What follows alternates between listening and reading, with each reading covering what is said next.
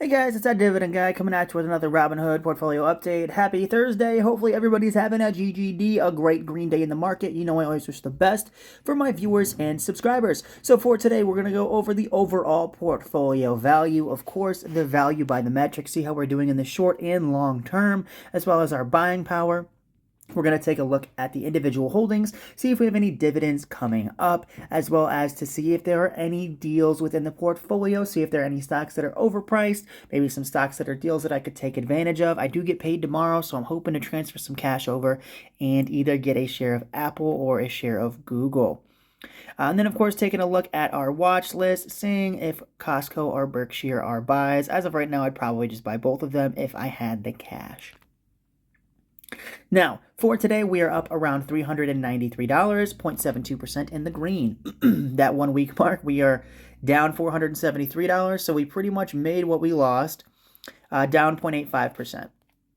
That 1 week, that 1 month mark, we are down $224 with a 0.5% loss.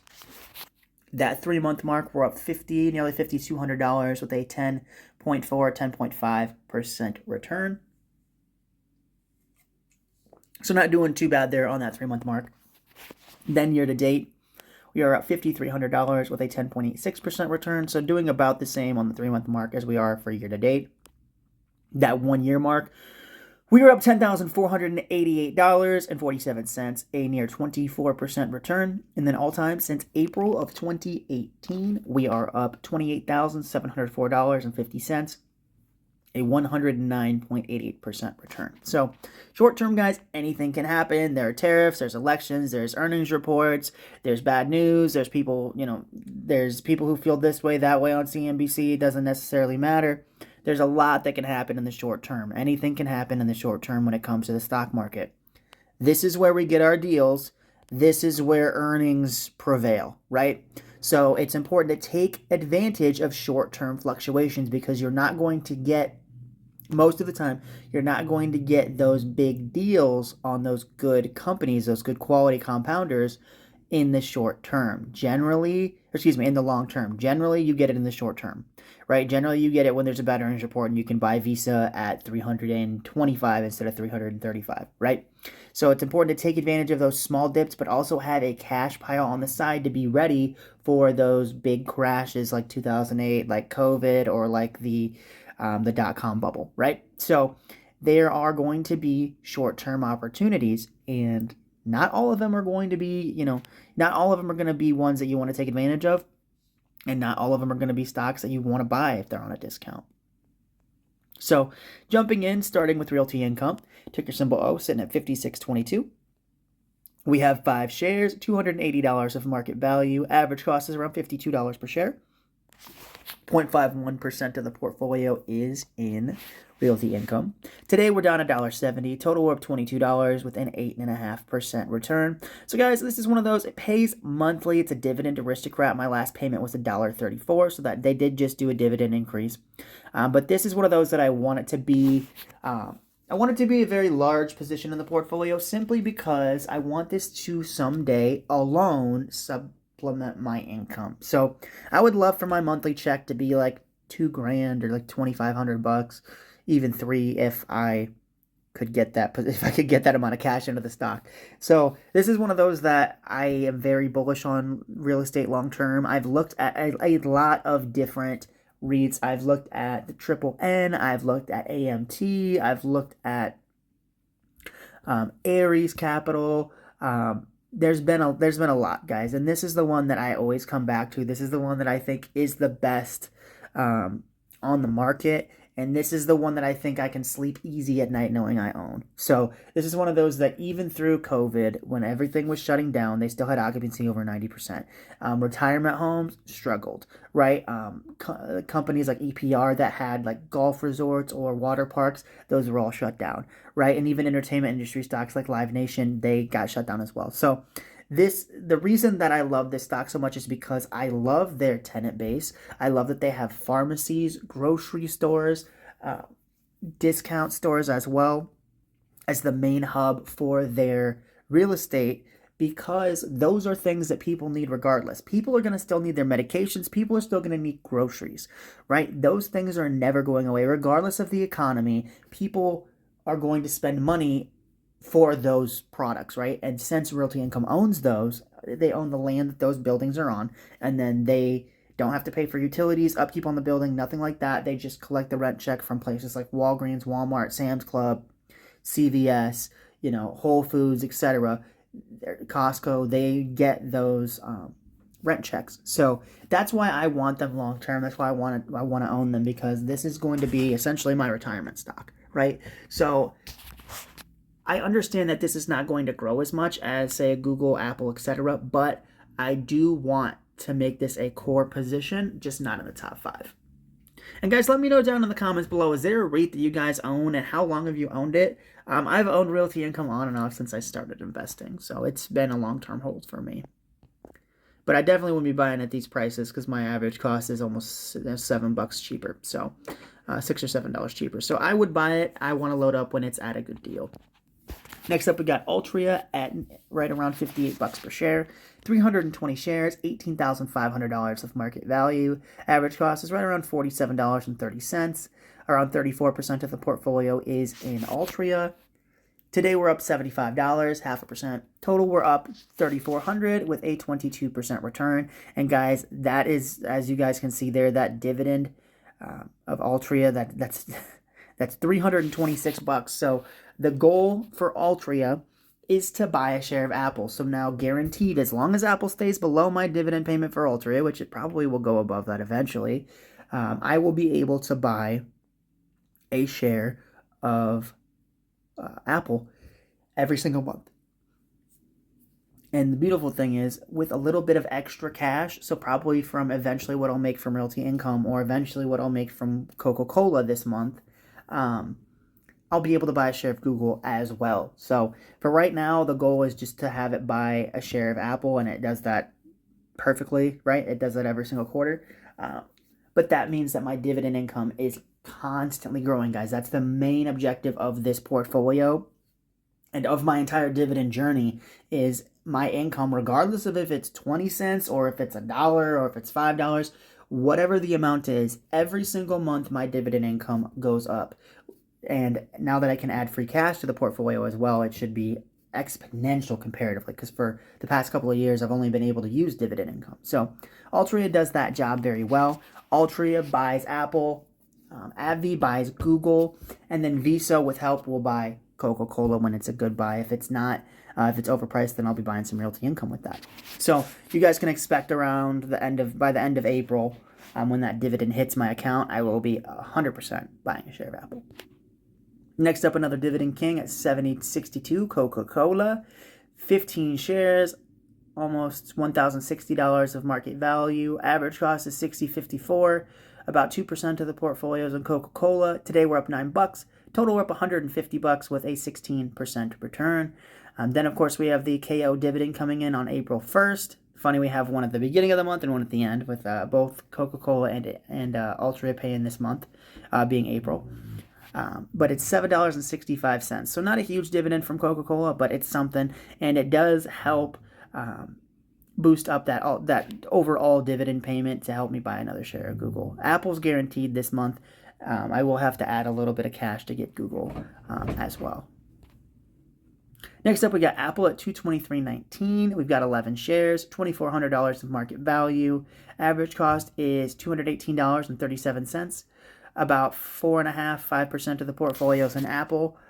Today we're up $18. Total we're up $53 with a 2% return. Guys, I'd still buy it here. I will plan on buying it tomorrow. If not tomorrow, then at least by the end of next month. I already technically bought my share for this month as well. So anything extra is just going to help me get to 20 shares before the end of the year a little faster. Next up, we got AbbVie at $202.06, 95 shares, $19,000 of market value. Average cost is $95.19, 35% of the portfolio, so a third of my money is in AbbVie as well. $60 up today, 0.32%, $10,000 in the green, 112% return total for AbbVie. So guys, this is by far my best investment. The dividend has grown year over year quite nicely, as well as the stock price appreciation is amazing. So the goal for AbbVie is to simply keep growing, keep my money in the company as long as it's a quality compounder, as long as the dividend doesn't get cut massively, and as long as management doesn't do anything stupid. I will 100% own this for, essentially for the rest of the time. It's one of my sleep easy stocks. I'm not worried about it. And the goal for AbbVie is to buy a share of Google. It pays me, I think it's 150. I can take a look real quick.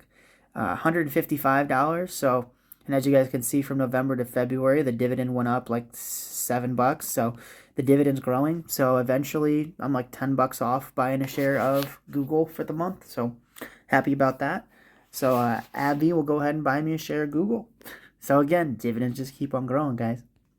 Then, of course, we got Visa at around $350. Dang, it jumped big today. So, $5 seems like a lot, but it's only like 2%.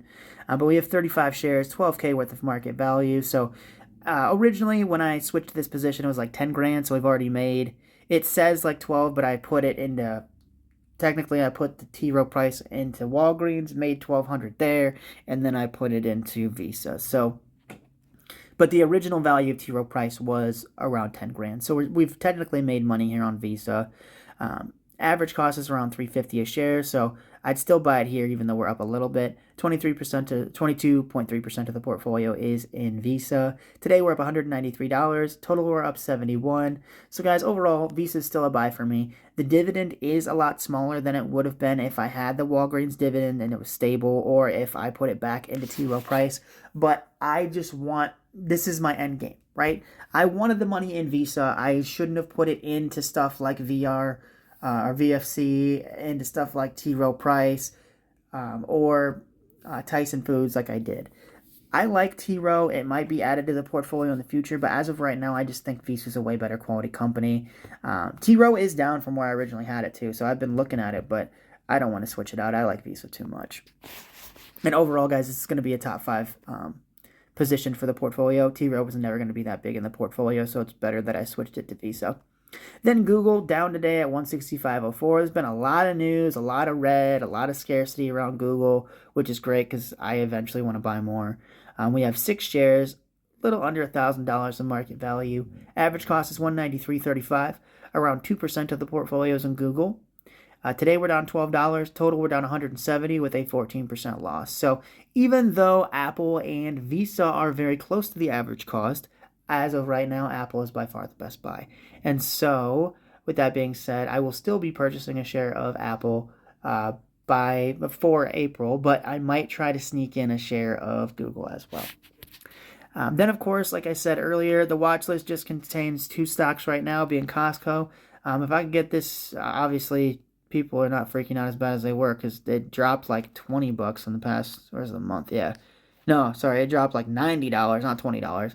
It dropped like $90 in the past month. So if you owned it a month ago, you're down. But as of right now, this could be a great buying opportunity.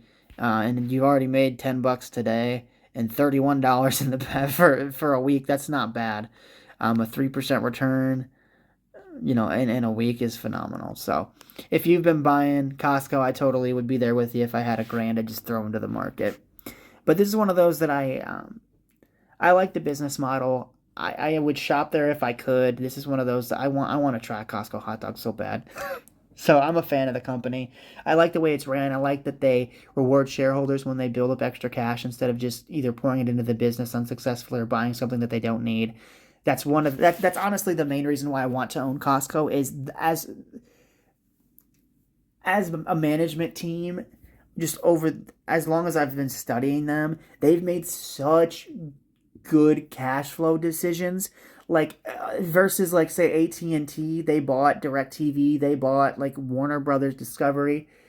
Costco doesn't do that. They're sitting on enough cash to buy a company, or sitting on enough cash to build out more stores, but if they don't have a place to put the store that's going to be profitable, or they don't think they want to diversify their business that way. That's what a company is supposed to do. That's what a good management team does. So I think that the overall business is very healthy. I know the margins are kind of low because it's retail, but the way that they deploy their cash and manage their balance sheet is so healthy that it makes me want to own the company. So eventually, guys, I will have Costco. It'll be number 6 because I wanted to go Apple, Visa, Google, Coke, and then Berkshire. But to be completely honest with you, I would not be mad if Costco knocked Coca-Cola out of the top 5. I'd be okay with that. And then, of course, we got Berkshire Hathaway, guys. I'm actually going to the Berkshire Annual Hathaway meeting, I think, next month. I can't remember the date on that. I should have it memorized because I've gone to like 3 or 4 of them now. But I think this is year 4. But I'm so excited, guys. I love this meeting. I love that they have Ajit Jain and Greg Abel there now to take questions and help buff it out. But I love, especially when there's like a lot of uncertainty in the market around these meetings. He is so good at articulating like that it's a flash in the pan. That he's because there's got to be something said about someone being able to invest he's been investing since he was 11 and he's in his 90s. So he's been investing for 75, 80 years. And so it's like when you think about like he was born around, I think he was alive during like the Great Depression. But if you think about just all of the national crisis, all of the like doom and gloom days he's lived through. I mean, if you think about it, it's like he was born during a terrible economic time. He lived through the crash of '89. He lived through the dot-com bubble. He lived through the 2008 financial crisis. He's lived through the like 9/11. He lived through COVID. He lived through like 15, 20 presidents or something crazy like that. So it's like he's lived through so much that like he's so seasoned and used to it that he's very good at calming investors. What I am interested in is to see how I know he did his Q4 because they all have to do it. If you have like $1 billion of that under assets under management, you have to. There's a certain level that you have to disclose what you buy. But I'm interested to see how many bank stocks he still owns. From what I understand, Apple, American Express, I think it's Bank of America next, and then it's Coca-Cola. So Apple, from what I've seen, Apple now consists of 20% of his portfolio. It's like 22%. AMX is like 18, and I think Coca-Cola is like 12. I think Bank of America is like 10 or something like that. Coca-Cola is probably lower, but it's interesting to see him lower his Apple percentage. And he hasn't actually, I don't think he's actually added to any of those other companies. They've just moved up because Apple has become smaller. So it's interesting because as time has gone on, he bought Apple in like 2016, I think. So as time has gone on, Apple has, because it's appreciated for him so much, it's become a very big position in the portfolio. And he sold that because he didn't think he was going to get he thought he was going to get a better return on that cash in T-bills versus keeping it tied up in Apple stock, which I think was a mistake. But, to each their own. He's managing billions of dollars. He's made so many people millionaires. So, what do I know? I'm just some kid from Iowa. So there's a method to the madness. And what a lot of people are speculating is that he's selling Apple and getting he's never had this big of a cash position. He's waiting for an elephant. So I think he's waiting for something, for an example, like a market cap, right? He has to be in the billions, so he can't invest in as many companies. So I think he's waiting for something like an Apple to go on sale again, comparatively to where it's at, or waiting for like a Facebook or an Amazon. Not necessarily those companies, but those large scale, like multi-billion-dollar companies. He's waiting to buy something like that, or he's waiting for the economy to go bad so he can buy up a bunch of medium-sized companies to add to Berkshire. Because that's exactly what he did in the 2008 financial crisis. He just bought a shit ton of banks and made a bunch of money off of them. So overall, guys, I'm excited to see what he does with that cash position. I know that's going to be one of the big questions during the meeting because he has even more cash now at this point this year than he did last year. And people were shocked that he was selling Apple last year as well. So I'm interested to see what insights we can get from the meeting. So I'm excited about that. But overall, guys, I do want to buy Berkshire. Honestly, I just bite the bullet and buy it at 533. I really don't care about the price at this point. I just want to initiate a position, and I'll buy lower than that going forward. But with that being said, guys, thank you so much for watching. Remember to hit the like button on the video. Every portfolio update, hit the like button. It does help. It does, help people get on the roller coaster for this journey. And hit subscribe too if you guys enjoy the content. I've been trying every single day. I went to the dentist yesterday, so I did not get a video out, but I'm feeling better today, so I wanted to make sure I got the portfolio update out for you guys, and I'll get one out tomorrow as well. So thank you guys so much for watching. Hit the like button on the video. Hit subscribe if you guys enjoy dividend growth investing and want to see me become a millionaire. And I'll see you tomorrow with another Robinhood portfolio update. Take care, guys.